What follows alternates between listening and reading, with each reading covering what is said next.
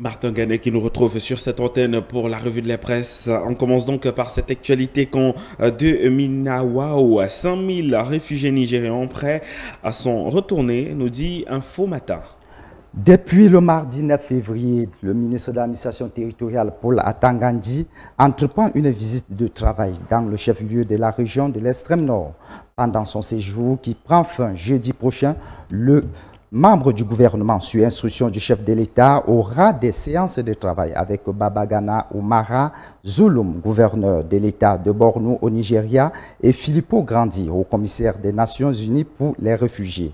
Va donc signer avec ces deux autres un accord tripartite pour assurer le retour volontaire des émigrés. Le Cameroun et le Nigeria symbiose, souligne indépendant en kiosque ce matin. Le journal revient sur la visite de 3 jours effectuée par le ministre de l'administration territoriale qui ira du 8 au 11 février prochain dans le camp de Minawao. Il procède donc ce jour en compagnie du gouverneur de l'État de Borno en République fédérale du Nigeria, Babagana Oumara Zulum, au rapatriement volontaire de près de 5000 réfugiés nigérians du camp de Minawao dans la région de l'extrême nord. Parlant de justice, l'affaire Atanganakuna, renvoyée au 5 mars en vue de la formation d'une nouvelle collégialité, nous dit la météo de ce matin. Au cours de l'audience d'hier 9 février, le conseil de l'entreprise s'est aligné sur les réquisitions du parquet général. Maître Dominique Foussé a déclaré que la Camwater s'associe à la position du parquet général présentée lors de l'audience du 26 janvier 2021, laquelle vise la même levée partielle des comptes de Basila Tanganakuna. La tribune, autant pour moi, souligne qu'au préalable, les avocats de l'État avaient déjà adhéré à la demande du parquet général sur ce même projet. On parle à présent de l'éclairage public en Vomeka. Retour à la normale dans 7 jours, nous confie Reporter Hebdo. Ce sont là les assurances données par Gaston Elundou Somba, ministre de l'Énergie et de l'Eau. Il assure à ce sujet que la société chinoise chargée de ce chantier, pour lequel les financements viennent d'être bouclés, sera à pied d'œuvre incessamment pour les achever au plus vite. On espère au moins que ce chantier viendra résoudre le problème des délestages dans la ville de Yaoundé et dans le pays tout entier d'ailleurs. Et la presse camerounaise s'intéresse ce matin à 100 milliards de francs CFA pour enfumer les Camerounais. Grande interrogation donc de Forum Libre au sujet de la levée de fonds effectuée par Eneo. D'après cette tribune, incapable de fournir de l'énergie de qualité et en quantité aux ménages et aux entreprises, le concessionnaire du service public de l'électricité au Cameroun fait un véritable tapage médiatique au sujet d'une importante somme levée dans le secteur bancaire ces derniers temps. Une attitude qui, pour le journal, ne manque pas d'étonner ces milliers de clients dont la majorité se demande si c'est le défaut de financement qui jusqu'ici a empêché à Eneo de répondre à leurs attentes.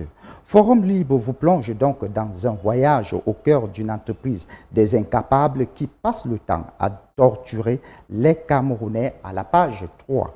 Secteur minier, pourquoi les permis de recherche vont être audités, pointe le quotidien L'économie. D'après le journal de Thierry Kouti, la décision a été prise par le ministre des Mines, de l'Industrie et du Développement technologique. Les raisons ayant motivé cette décision sont à retrouver à la page 3. En colonne, d'autres informations à retrouver dans ce journal. Port autonome de Douala, la drague aspiratrice Mon Mandara prend service. Puis, Covid-19, la Croix-Rouge et City Foundation désinfectent les marchés et les écoles. Projet de port en eau profonde à Limbé, encore un éléphant blanc, nous dit Diapason en kiosque ce matin.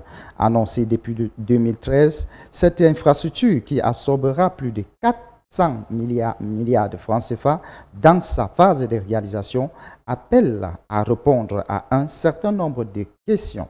L'une des questions fondamentales est le modèle économique visé pour rentabiliser ce projet et bien d'autres questions d'ailleurs que vous retrouverez à la page 4 de ce journal. Et puis, attaque du convoi du préfet de la Momo. Enquête donc sur 48 heures de lutte contre la mort. On en parle avec Essingan. De retour de l'installation le 5 janvier dernier du sous-préfet de Dikwa et de Ngui, département de la Momo, dans la région du Nord-Ouest, Benoît Nikez Fouda et Taba a sauté sur des engins explosifs et essuyé le feu nourri des terroristes avant de sombrer dans un ravin. Bilan 5 morts et 4 survivants, raison pour laquelle l'infortunée équipe du préfet ne sera de retour que le 6 janvier dernier à la soirée. Donc, des informations que vous retrouverez en page 4 et 5. Et puis, on parle de mutation qui revient sur l'accident de Tchang et nous livre les confidences d'une rescapée. Depuis son lit d'hôpital, Céline Djoucha revient sur le drame du 27 janvier qui a fait 55 morts. Entretien exclusif entre votre journal et la rescapée, c'est à retrouver à la page 5. On passe à présent au supplément des journaux arrivés en retard à notre rédaction. 11 février 2021, honneur aux jeunes, titre Cameroun Tribune en kiosque ce matin. D'après le quotidien bilingue d'information à capitaux publics, la 55e fête nationale de la jeunesse se célèbre demain jeudi avec pour point d'orgue le message du chef de l'État ce soir. Dans un contexte de crise sanitaire, le défilé traditionnel n'aura pas lieu.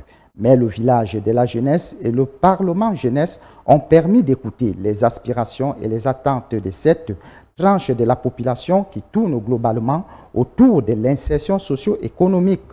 Le journal vous propose son interview au ministre de la Jeunesse et de l'Éducation civique Mounouna Fossou en pages 3, 12 et 13.